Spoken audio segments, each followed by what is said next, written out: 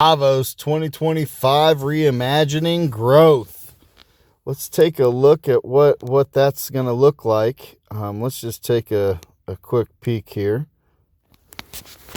and see what we're talking.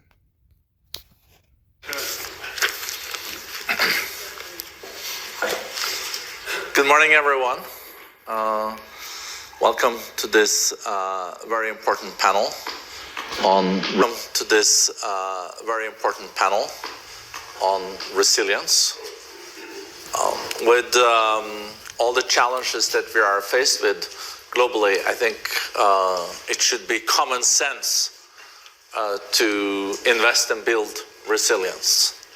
Unfortunately, common sense is not always that common, but let's see now during this panel if we can all be persuaded to strengthen resilience and what is the smart way to do this.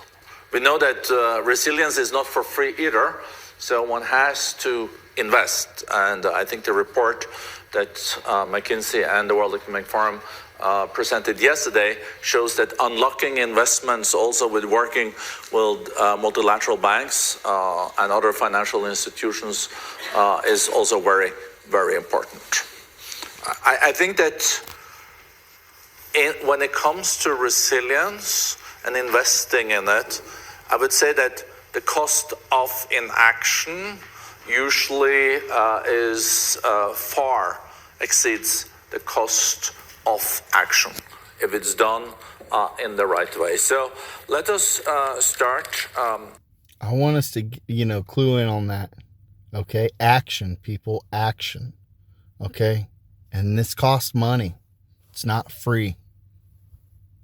With you, Bob Sternfeld, managing partner of McKinsey. I guess I don't need to persuade you on the importance of investing in resilience. We have built this resilience consortium together during the last year. So let's kick off with you, Bob. Super. Well, thanks, Jorge. It's great being here and being with some co-collaborators now for a few years on this notion of resilience. And when we got together with the World Economic Forum 3 years ago to talk about this, I think both of us were unsure if this was going to be an enduring topic or a response at the time to a real dislocation in terms of the pandemic. And then you had the invasion of Ukraine, and we saw that supply chains weren't as resilient as we thought they should be. We've had geopolitics change around us, and I think we're all building conviction that this might be a topic and a capability that is here to stay, and one that we need to do more to foster, to solve some of the tough. Right there. Something is here to stay. Okay, he's talking about the new digital world, people. The new digital world. And there's probably other things, but right now, I'm telling you right now, the change is coming. The toughest problem. So I'm more and more excited every year. This is our third year doing this together. That this is something, resilience is something we need to lean into. And I might just offer a few reflections from this year's report, just to get us started on this topic. And I'll start maybe with a concern. So we surveyed over 250 institutions, and most folks aren't prepared. Most folks aren't doing enough in the topic of resilience, whether it's private enterprise or public institutions. In fact, 84% of respondents said they don't think they're investing enough in resilience, and that should be a call to action of can we do more.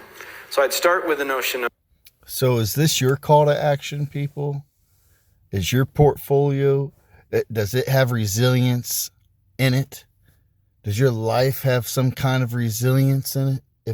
If there's a tragedy or a bad incident or a financial crisis, I mean, what happens if they stop taking, currency? What do we do? Are we all ready? Do we all have resilience? These are questions that make us want to, see into the future, right? These are questions that make us want to, okay, how do we diversify so we can have resilience? Question of perhaps underinvestment. When you then do look at investment, the group biased much more to short-term tactical things than some of the medium-term strategic and more fundamental things. And they called that out as a concern of how do I actually start to invest more fundamentally in the longer-term aspects of resilience as opposed to the tactics. And those are things like thinking in advance about how to respond collaboratively to crises. Are we pre-allocating and pre-wiring? Strategic reorientation, and how do we think about the strategic topic? And I know you and I have spoken, often about this notion, the notion of foresight, and the notion of preparedness. These are more of the long-term things that I think there was a... I want you to see how Bob just looked at the lady right there and was talking about these subjects, and I'm gonna pin, because I'm gonna fast track it to where she speaks about some things about the financial system. All out in our report to do more on. There's also one that I'm personally passionate about, which is this notion of resilience as a skill. In fact, sometimes we talk about it as a muscle that needs to be built, and unless you keep that muscle in shape, can atrophy. And there was a highlight that there's more we can do both at the enterprise level. How do we think about the organizations that we lead being rewired to be more resilient, but also at the individual level? This is an important thing to think about. These institutions to be rewired. What's the new wire system? What's the new messaging system? The ISO 222 messaging system. That is what we're talking about right here. And one of the fascinating conversations is what share of mind for people who are in senior HR roles is dedicated to building the personal skill of resilience? How do you help leaders be more resilient at an individual level? And we highlighted that's one of the underinvested areas just at a personal skill level. So that's a bit of a call out. We call out the notion of this public-private interface, and I know we'll talk more about this, but... Public-private interface. People, this is the first time in history that the public has the opportunity before the private institutions do. Okay? The public has basically they have the ability to invest in this before institutions. Okay? That is big. This is mainstream, people. This is the biggest secret. This is why it's like, don't look up. Don't look up, middle class. Okay? This is it right here, people. This is it. But the notion, and this has been an enduring theme at the World Economic Forum for a while, but when it particularly comes to resilience, resilience cannot be solved in isolation. Resilience requires collaboration. And there are some stress points in how to actually collaborate across this. And so there was a... Right there. So this problem, you're going to have ripple, let me talk to you. You're going to have a company that's in the middle of this. Okay. And what I think, and by the way, this is not investment advice. This is all entertainment purposes only. But what I think is, if I'm giving myself foresight and I'm starting to see into the future and I'm starting to see, something that can really solve a real problem like what he's talking about. And I can see some, something that like, what could you build around to collaborate with others to solve real problems, complex problems, financial complex problems. Okay, that would be Ripple, people. And then you could build Stellar around that, HBAR around that, all sorts of other coins around this. But this is what we're talking about. And just so you know, remember when he was like, looked at the lady and he was like, yeah, remember we collaborated and stuff. Let's just fast forward to, her real quick and listen a little bit of this lady's conversation, because It's interesting, people. To start by the concept of resilience, because I think it's extremely relevant, and I very much agree with what you just said, which is, there have been a succession of shock.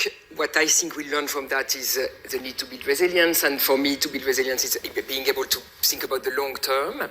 So and we cannot cover all strategies and so forth, but being, able to anticipate that there may be shocks and have the agility and the preparedness to be ready for that. And I think one of the challenge for the emerging market, they have been very resilient. Some countries have been, I was thinking about resilience and I was thinking about Ukraine, as a, country with a huge, which has shown huge resilience. But one of the challenge for the emerging market is that to build resilience, you need to invest. And capital is a big issue. And the lack of homegrown capital or weakness of the homegrown capital is a major challenge in a number of countries, which needs to be addressed, but also the reliance and the volatility of external capital. So I think that's where MDBs can play an important role. But I believe that we cannot substitute. So what we can do is in my view, two sort of things. The first thing is really to work with the country on developing, all together with the IMF and with other MDBs as a system, the relevant policies that will facilitate, resilience and develop capital, homegrown capital and capital market and attract investment. And this is a macroeconomic policy framework and the credibility of the macroeconomic policy framework. It's also a framework which is conducive to private investor, rule of law, regulatory framework, simplification, and so forth. And what we see is a tendency, there may be a contradiction in all this debate about resilience, where it could call for more state involvement, more top-down public policy making, and so forth. And we see a tendency of having states come right here. More state involvement, more government policies. People fed now. Okay, President Trump coming into office, talking about, we're going to be the crypto capital of the world. People, things are changing right now. You need to have foresight. And, I'm not going to, and, just to cut it off, there's a lot here to this Davos 2025. I suggest you take some, you do your own research. You take a look at it, January 20th. 24th. You look at it. You take a deep dive into this stuff. You need to understand where our future's going. And, it's amazing. It's amazing where it's going. There's one thing, if I can pull it up here. Where is it? Where is it? Right here. I heard it was very XRP. You own at least one XRP is 1/100 billionth of all the wealth of the human race. What would that make for the entity Ripple then? What did he say? You own at least one XRP is 1/100 billionth of all the wealth of the human race.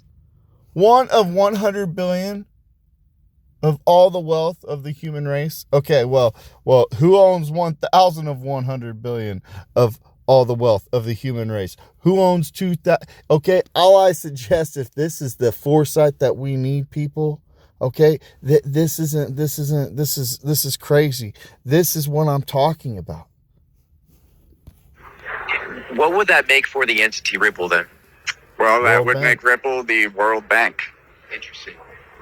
And let's expand upon that. What does that mean for those in the audience who might not be cryptocurrency engaged in the XRP community, or give them a shout out, have an understanding of what the World Bank entails? Well, I'm sure as people who have never heard this before or aren't aware of Ripple and XRP, they're listening to this and they might think, oh, this guy's a conspiracy theorist, right? They don't know, because somebody like me who has studied finance going back to the Roman Empire, going back to before that, all the way back to the stone money dials on Yap Island in the Federated States of Micronesia.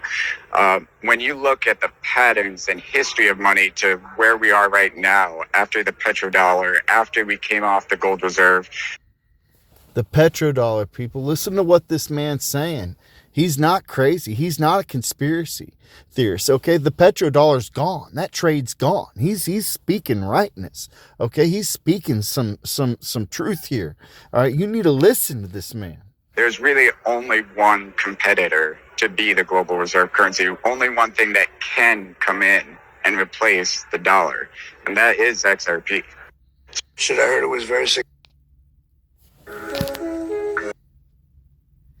There you go, people. That's it.